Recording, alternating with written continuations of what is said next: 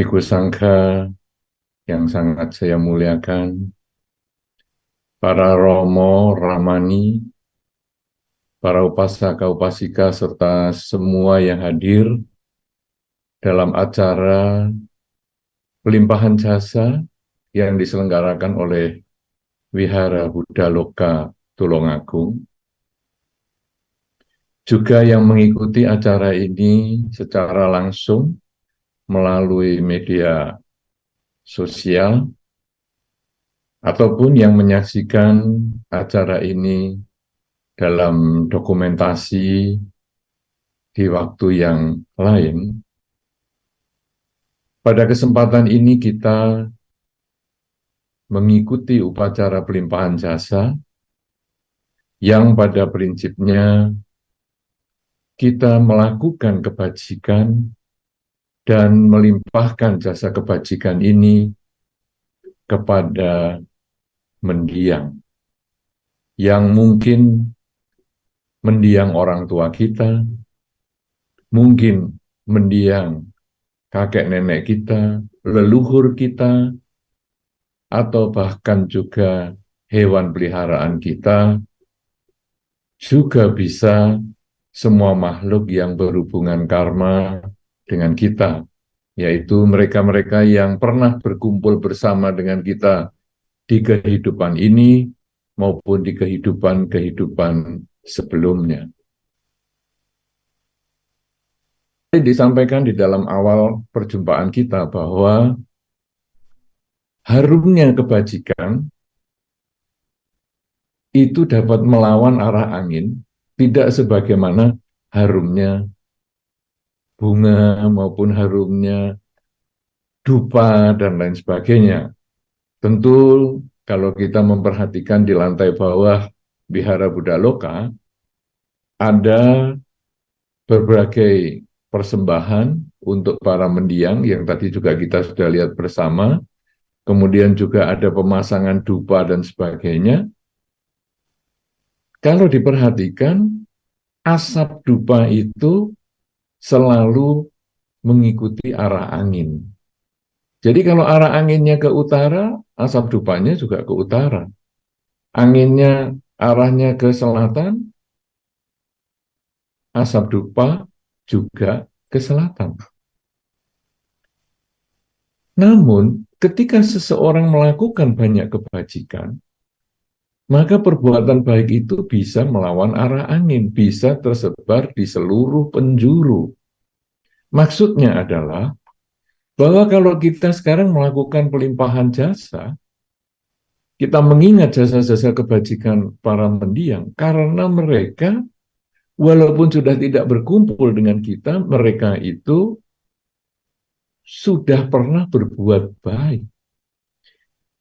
Kalau harumnya bunga itu hilang seiring dengan layunya bunga, hancurnya bunga, busuknya bunga, tetapi harumnya kebajikan masih ada, masih tertinggal, walaupun orangnya sudah sakit, walaupun orangnya sudah meninggal, walaupun orangnya sudah hancur karena meninggal sudah cukup lama, tetapi kita masih tetap mengingat kebajikannya.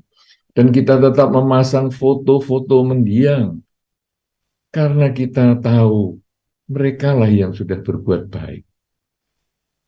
Saudara-saudara, ketika kita melakukan kebajikan dengan pelimpahan jasa seperti itu, kita bukan hanya sekedar mengenang mereka yang sudah berbuat baik, sekedar mengenang apakah mereka itu masih punya rencana-rencana yang perlu kita wujudkan. Bukan hanya sekedar mengenang nasihat-nasihat apa yang sudah mereka sampaikan semasa hidupnya untuk saya jalankan. Tetapi kita juga hendaknya bertekad bahwa saya juga harus menjadi orang-orang yang layak dikenang di masa depan. Karena saya satu ketika, tubuh ini pasti akan layu, tubuh ini pasti akan lemah, tubuh ini pasti akan meninggalkan kehidupan ini, tubuh ini pasti akan hancur.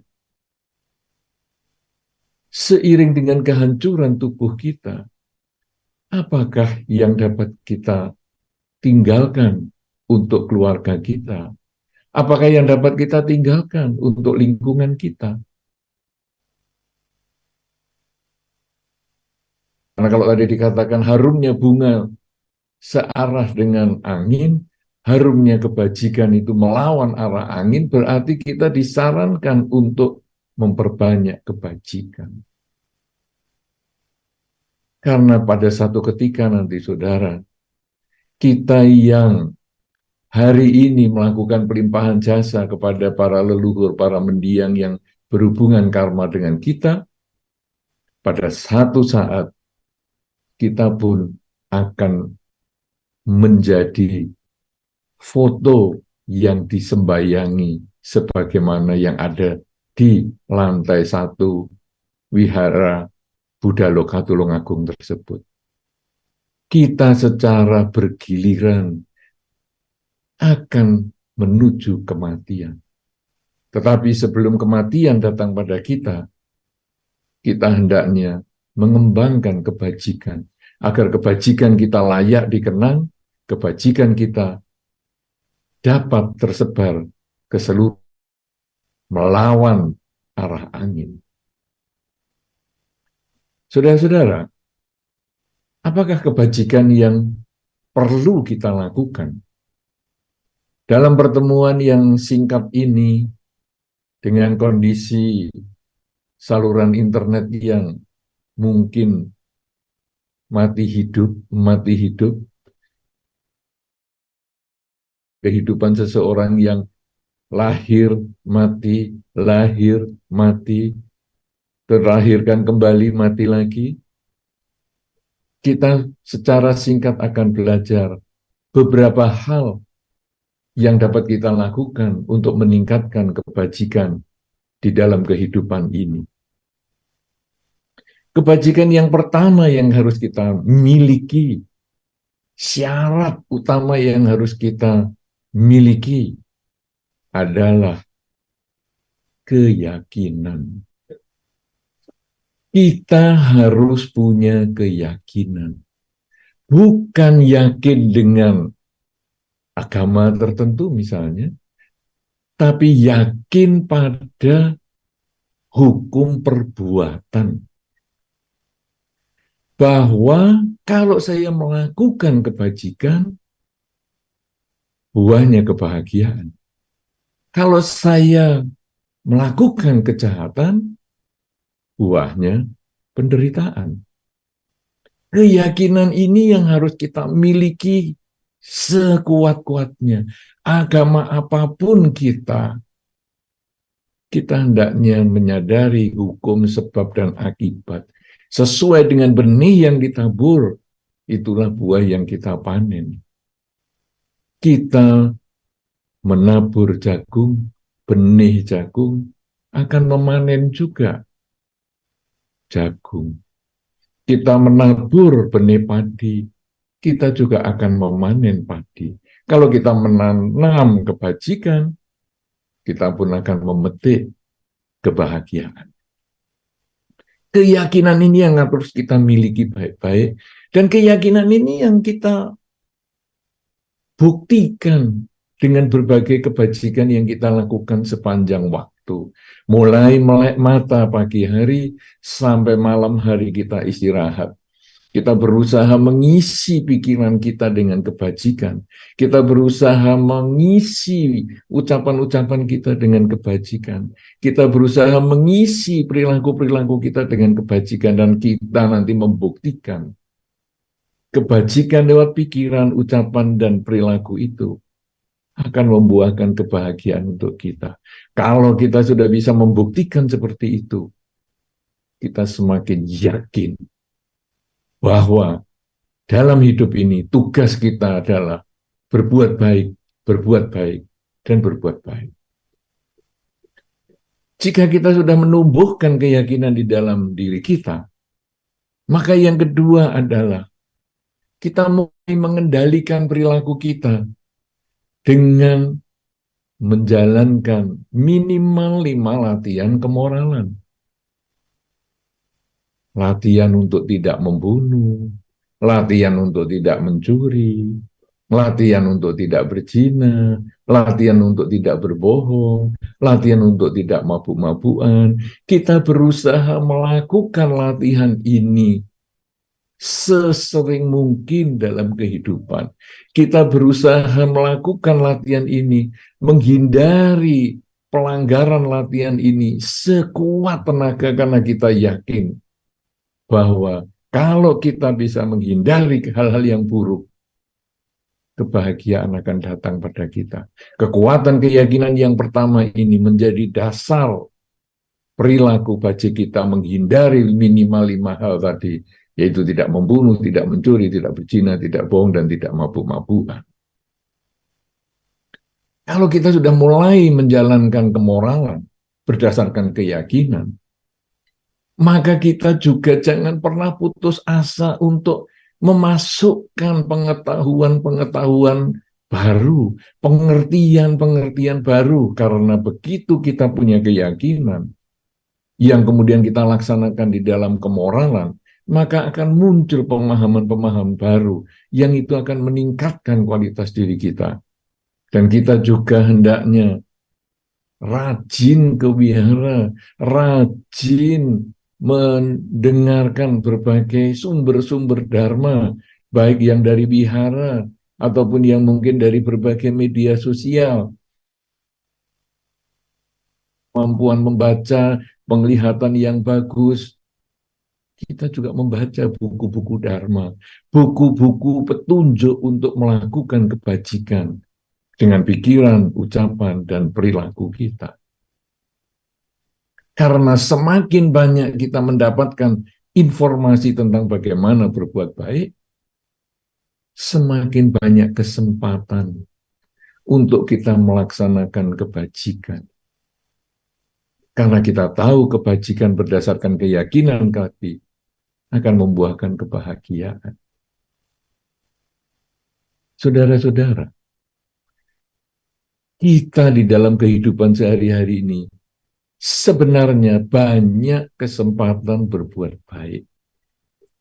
Bahkan kadang kita diam-diam di rumah, mungkin kita melihat ada tontonan televisi yang bagus, ataupun mungkin ada media sosial yang bagus. Lalu kita mengabarkan kepada teman kita, coba di televisi yang siaran ini, coba didengarkan, itu ada hal yang bagus, yang mungkin penting untuk kamu. Itu sudah berbuat baik.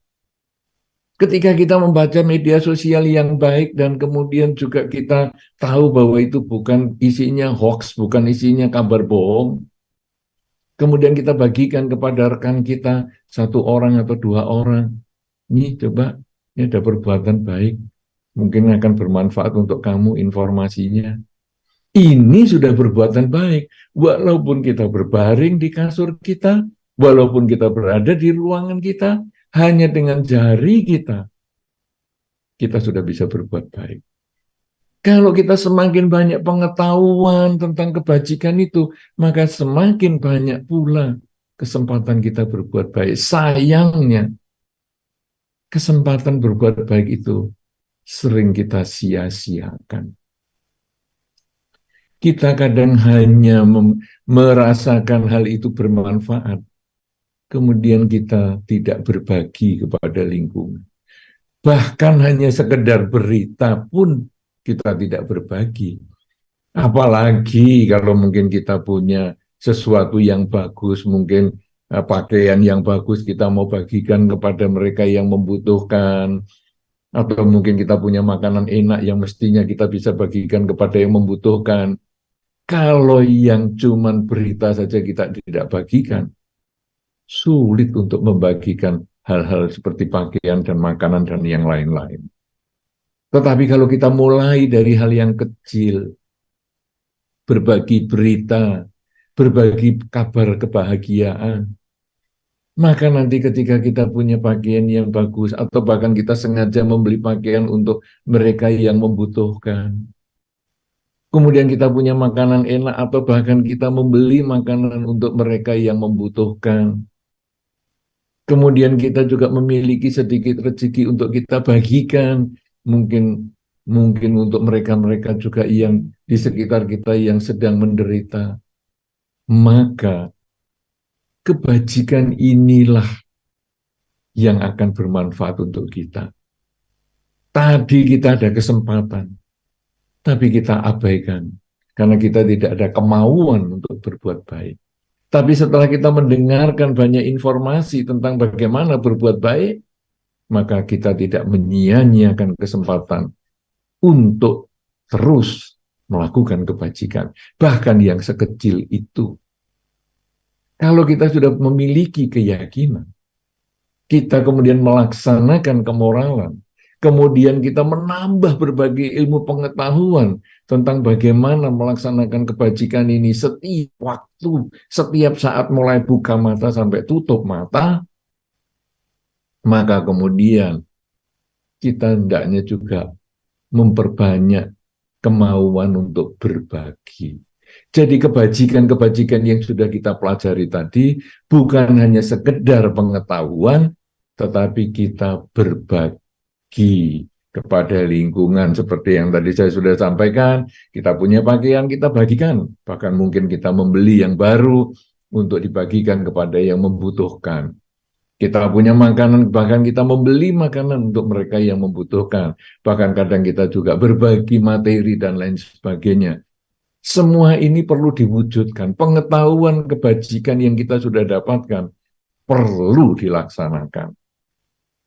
Kemudian, saudara, kalau sekarang kita sudah memiliki keempat hal itu, maka kita juga perlu menggunakan pemahaman kita, kebijaksanaan kita. Kita memang punya pengetahuan kebajikan, kita punya keyakinan untuk mewujudkan pengetahuan kebajikan itu. Kita juga sering berbuat baik, tapi gunakanlah kebijaksanaan. Untuk berbuat baik tentu kita juga harus mengetahui kepada siapa kita berbuat baik. Apakah hal-hal yang dapat kita lakukan untuk mereka? Ini semua tentu harus disesuaikan. Misalnya, saya punya pakaian yang bagus. Kemudian saya mau bagikan. Saya punya jaket, saya punya celana panjang, saya punya sepatu, saya punya topi yang bagus. Saya mau bagikan. Tapi saya bagikan kepada para biku.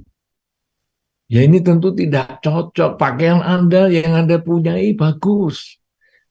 Celana yang Anda miliki bagus, masih baru. Sepatunya juga mahal, bagus baru. Topinya juga bagus baru. Tapi tidak cocok untuk para biku. Karena para biku tidak membutuhkan hal itu. Tapi ketika Anda punya topi bagus, kemudian pakaian bagus itu, lalu Anda melihat di lingkungan Anda, oh orang tua saya mungkin, oh kakak atau adik saya mungkin, atau tetangga saya, atau guru saya, maka kita bisa bagikan kepada mereka. Dan itu yang tepat.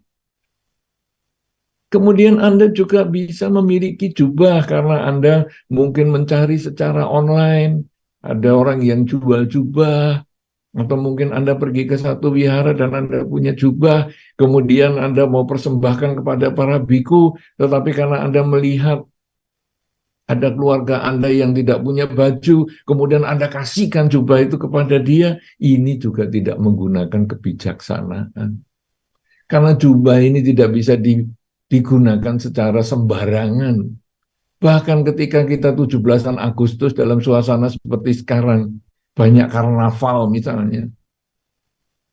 Lalu biasanya kalau karnaval itu ada juga yang programnya kerukunan beragama.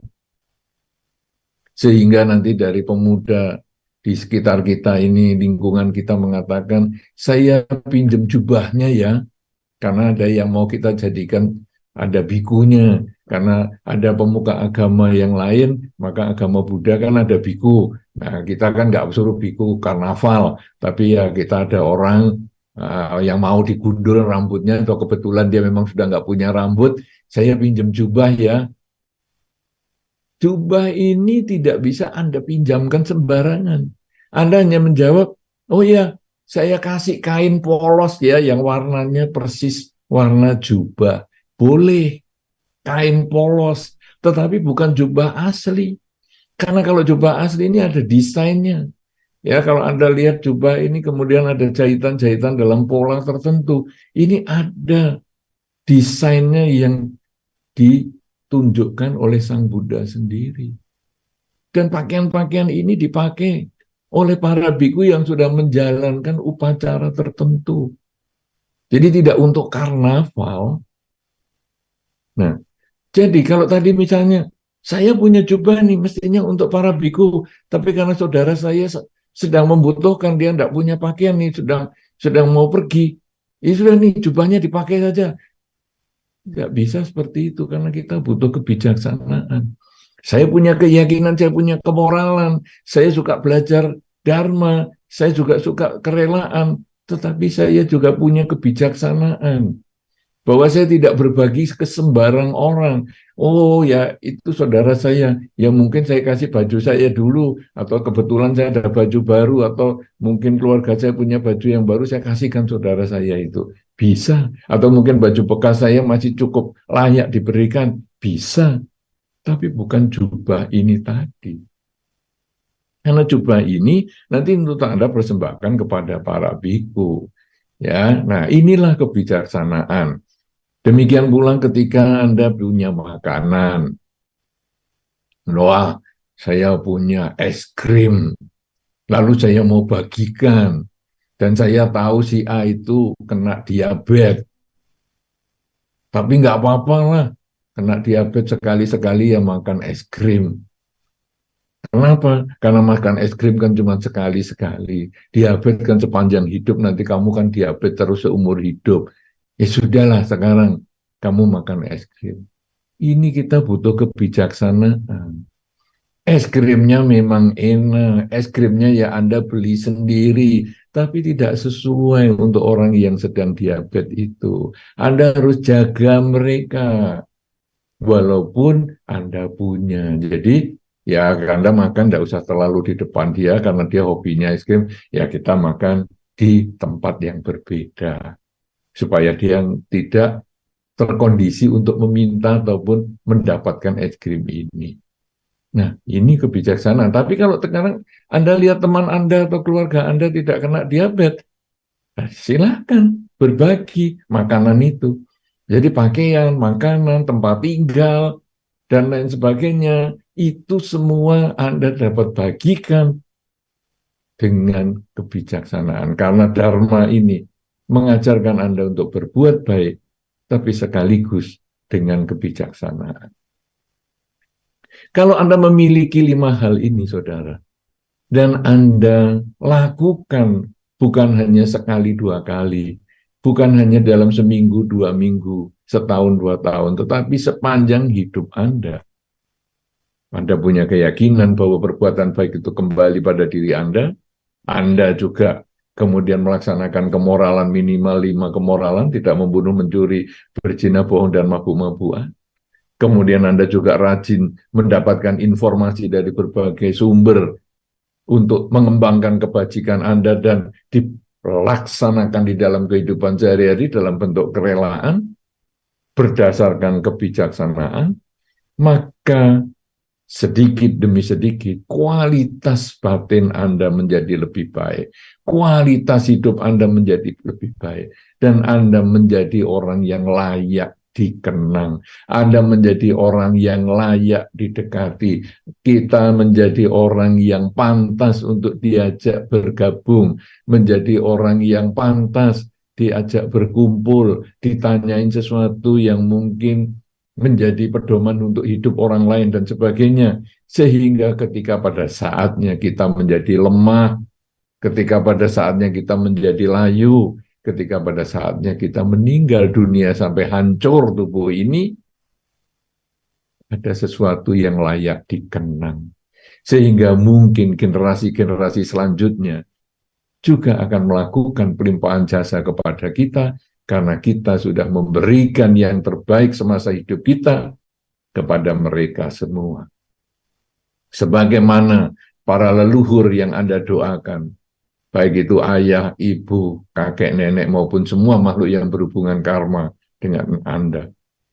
Maka kita pun pada saatnya nanti, keluarga kita juga akan melakukan pelimpahan jasa karena kita menjadi orang yang layak dikenang.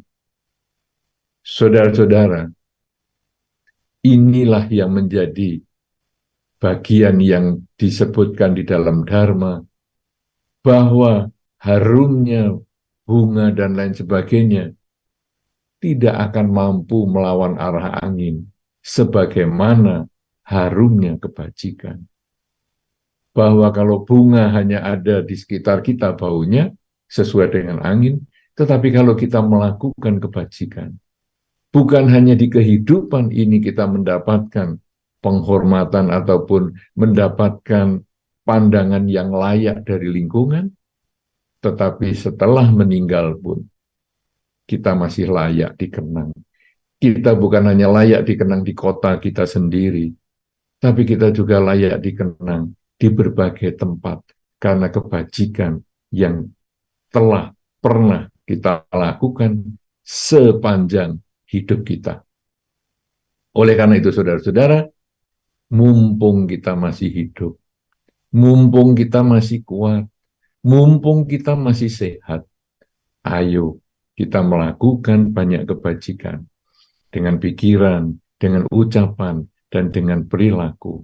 Sehingga hasilnya nanti semua kebajikan itu, buah kebahagiaannya akan kembali pada diri kita di kehidupan ini maupun di kehidupan yang selanjutnya. Semoga dengan kebajikan yang kita lakukan, para mendiang, sanak keluarga kita, para leluhur, semua makhluk yang berhubungan karma dengan kita, dimanapun mereka berada, semoga mereka berbahagia. Semoga Anda semua juga selalu berbahagia dengan memiliki keyakinan, kemoralan, kemudian kemauan untuk belajar hal-hal yang baru, kemudian juga mengembangkan kerelaan dan memiliki kebijaksanaan. Semoga Anda berbahagia di kehidupan ini sepanjang hidup Anda, juga berbahagia di kehidupan setelah kehidupan ini. Semoga semua makhluk, baik yang tampak maupun yang tidak tampak, akan memperoleh kebaikan, memperoleh kebahagiaan sesuai dengan kondisi karmanya masing-masing. Sabe sata bawantu sukitata.